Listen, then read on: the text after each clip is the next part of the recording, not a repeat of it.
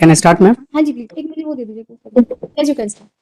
तो सबसे शुरू में मैं आपका बहुत बहुत धन्यवाद करना चाहता हूँ कि आपने रिक्यूजल एप्लीकेशन में मुझे पर्सनली अपेयर होने का मौका दिया। आपकी सेवा के लिए आए हैं। नहीं मैम, और मैं शुरू में ही कहना चाहता हूँ कि मैं व्यक्तिगत तौर पे आपकी बहुत इज्जत करता हूँ, जज की मैं भी और जुडिशरी की बहुत इज्जत करता हूँ, जज साहिबा की इज्जत करता हूँ। और मेरे ऑपोजिट में तुषार मेहता साहब हैं जो कि देश के सॉलिसिटर जनरल हैं, बहुत बड़े वकील हैं। मैं उनका भी आगे करते हैं। मैम 2 मिनट अब आगे करते हैं उनसे सहयोग की अपेक्षा करता हूँ क्योंकि मैं पहली बार आ रहा हूँ। मैं उम्मीद करता हूँ कि क्योंकि आप स्वयं आप खुद कर रहे हैं इसको आर्ग्यू, तो फिर आपको एक लॉयर के तौर पे आप आर्ग्यू कर रहे हैं, तब वो हर चीज के लिए आपको मालूम है कि how courts work. So I think the respect is mutual as far as I am concern and you are concern. We'll just concentrate on this case and we will argue the recusal application. Nothing personal. Yes, that's right. Interrupt him or something. I am there to cooperate with you. You can please start your arguments now. Ma'am आज मैं आपके सामने एक accused या आरोपी की हैसियत से नहीं खड़ा। I have been discharged, honourably discharged, और मैं एक दो लाइनें केवल जो ट्रायल कोर्ट का Discharged. I have Yeah. not stayed that order. या आई एग्री मैम, तो मैं एक दो लाइनें बस उस ऑर्डर में से पढ़ना चाहूंगा शुरू में। नहीं, आप अभी सुनिए, अभी सिर्फ केवल रिक्यूजल सुन रहे हैं हम। मैम रिक्यूजल पे आ रहा हूँ, बस 1 मिनट अलाउ कर दीजिए मुझे।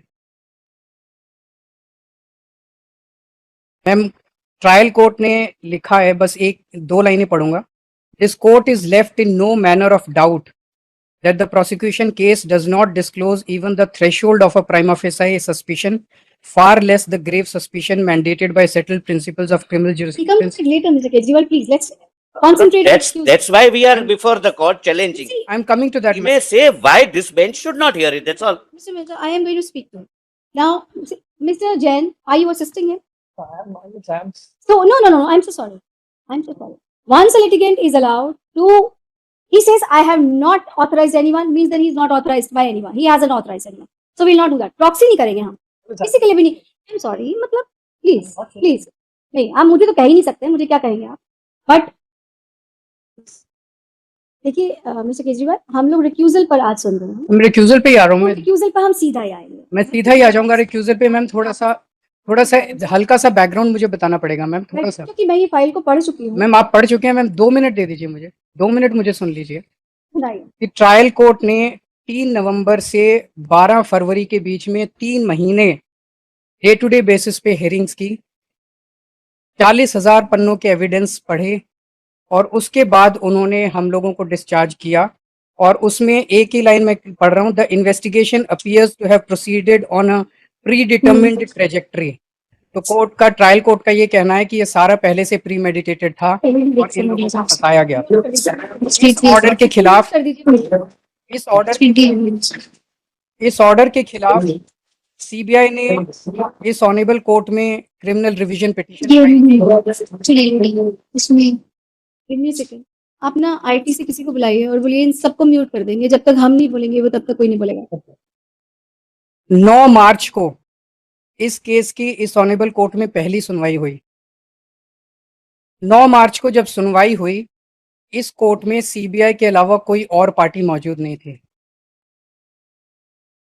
किसी भी पार्टी की सभी पार्टियों की गैर मौजूदगी में एक्स पार्टी बिना नोटिस जारी किए और बिना किसी की सुनवाई किए, बिना किसी का रिप्लाई लिए, इस ऑनरेबल कोर्ट ने ऑर्डर पास किया that prima facie this order appears to be erroneous on certain issues. जो ट्रायल कोर्ट ने 3 नवंबर से 12 फरवरी के बीच में लगभग 3.25 महीने डे टू डे बेसिस पे पूरा दिन सुनवाई करके ऑर्डर पास किया था 40,000 पन्नों को सुनने के बाद, उसको 5 मिनट की सुनवाई में इस ऑनरेबल कोर्ट ने प्राइमा फेसाई गलत डिक्लेयर कर दिया, इरोनियस डिक्लेयर कर दिया। जब ये 9 मार्च का ऑर्डर आया मिलॉर्ड, तो मेरा दिल बैठ गया। I was really shocked and I started having doubts whether serious apprehensions whether the court is biased and whether I will get justice here. That is the time I wrote a letter on the administrative side to the Chief Justice of Delhi High Court on 11th March. that the case may be transferred to some other bench. On 13th March, I got a reply that once a case has been assigned to a particular bench according to roster, the decision for the same lies with the respective judge whether he or she wants to recuse or not. After receiving that letter, I filed this recusal application before this honorable court. The basic principle of recusal, ये supreme court के judgment Ranjit Thakur versus union of India में दिया गया. Judgment, please. Para 17, page 8 of my judgment compilation.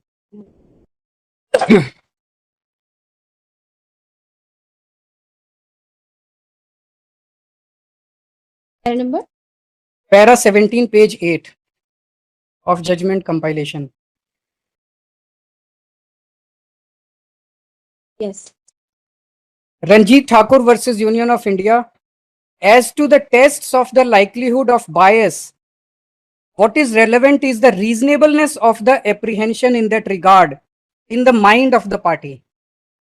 The proper approach for the judge is not to look at his own mind and ask himself, however honestly, am I biased, but to look at the mind of the party before him. तो उन्होंने साफ साफ कहा है कि जज को ये नहीं देखना कि वो बायस हैं कि नहीं है. जज का बायस होना भी जरूरी नहीं है, लेकिन अगर पार्टी के माइंड में ये शंका है और वो रीजनेबल शंका है कि there is likelihood to be a bias, then it is a case of transfer or recusal. Right. Therefore, I am appearing before you personally because whatever apprehension I have it in my mind. तो मैंने सोचा अगर मैं अपने आप को अच्छे से रख सकता हूं तो why not I come before you personally. एक मेरी छोटी सी ऑब्जेक्शन है milord.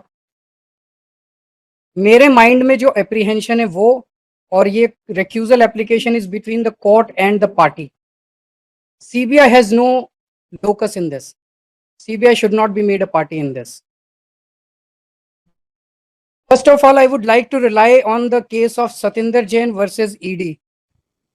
The judgment was passed by this honorable court. Para 8-9 at page 170-171. Satinder Jain के केस में ट्रायल कोर्ट में बेल की एप्लीकेशन की सुनवाई चल रही थी. 18 घंटे सुनवाई हो चुकी थी. 6 दिन तक सुनवाई हो चुकी थी. उसके पहले काफी दिनों से सुनवाई चल रही थी. तब तक ईडी को कोई एप्रीहेंशन नहीं हुई. आखिरी सुनवाई होने वाली थी, आखिरी तारीख थी. Suddenly ED has an apprehension.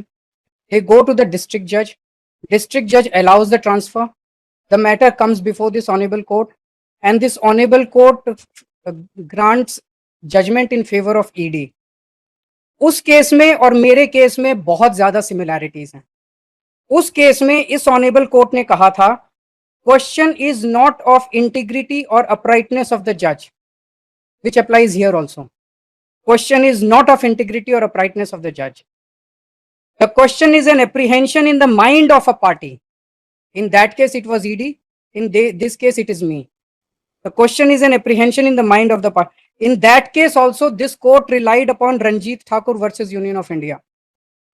It says judge is not to look at his own mind and ask himself, however honestly am I biased, but to look at the mind of the party before him. उस judgement पे rely करके ED को transfer application allow कर दी गई. All that I am demanding, my lord, is same parity as ED, especially when my apprehensions are on much stronger ground than the apprehensions expressed by ED in their application. I've gone through that. Right. So just one second. Give me a second. मैं आपके साथ साथ submission में लिखवा देता हूँ, so that I don't forget that. The learned so and so who appears in absence states that he has bias in his mind, which is the focus point in case a party seeks recusal of a judge. In this regard, he draws his court's attention to the order dated 9th of March, so and states that on the very first day after hearing the CBI, only for 5 minutes, you said 5 minutes, this court has decided that there was prima facie erroneous observation. There were prima facie erroneous observations in the order passed by a trial court judge who had heard him and the other accused persons for 3 months on day-to-day basis and had read more than 40,000 pages. He states that